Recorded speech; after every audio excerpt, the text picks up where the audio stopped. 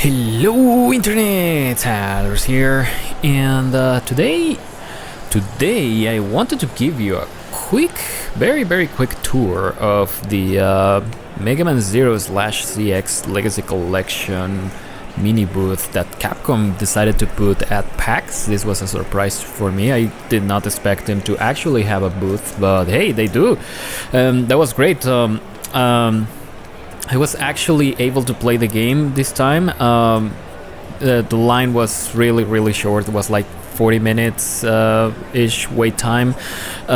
You might think, well, that's a hell of a lot of time, but keep in mind there were only 3 machines. I'll talk a little bit more about that in a few seconds, but there were only 3 machines, and you were supposed to be playing for like 15 minutes. That's what they tell you, but people were playing for like half an hour. So like one guy who was there for like half an hour.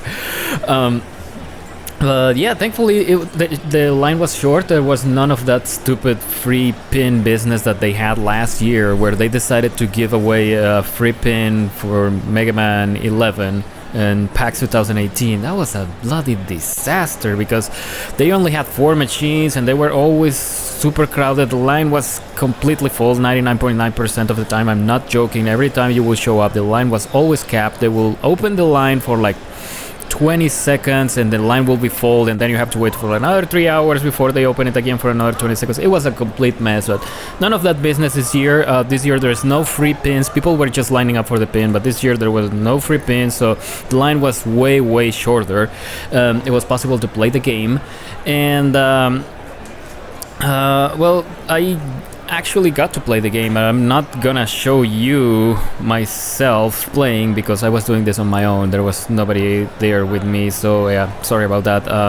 And also sorry about the shaky footage here. I did what I could. Again, I was there on my own, so it was I just had to hold the camera myself, and so I could not record myself, or I had to, you know, I don't have any of this fancy equipment anyway. So yeah, the game, it was good actually. The first thing that I noticed is how fluid the controller was. I was mildly concerned that there was going to be a lot of lag because there's always this lag stuff with emulators and whatnot, but no, actually the controller was very responsive, even with this TVs that they have there. They usually TVs have a lot of latency, but again, I didn't notice any of that when I was there, so that was a huge surprise for me. Again, I was anticipating a lot of lag, but no, there was none of that. I tried to check most of the features that the game has, like the gallery, the music player, and things like that, but unfortunately almost all of those things are disabled. What you can do, the things that you can actually do, is play the games and that's about it. There's this extra feature for the save mode and the casual play mode, and I didn't care about those. I just ignored those things.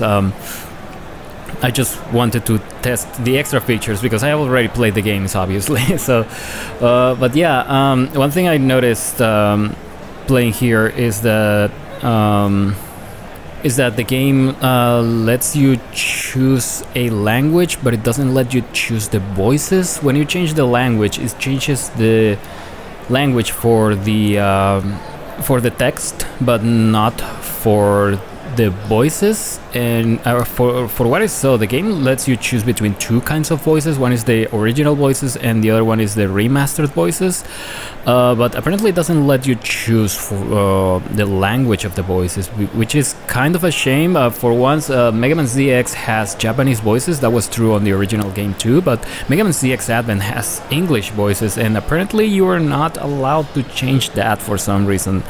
Or again, it was not available at the demo. The game is not complete yet, of course, so I don't know for sure. And again, they had disabled all these other features that they are showing off in most of the features that they were showing off on the trailer. If you haven't seen the trailer, the link is in the description.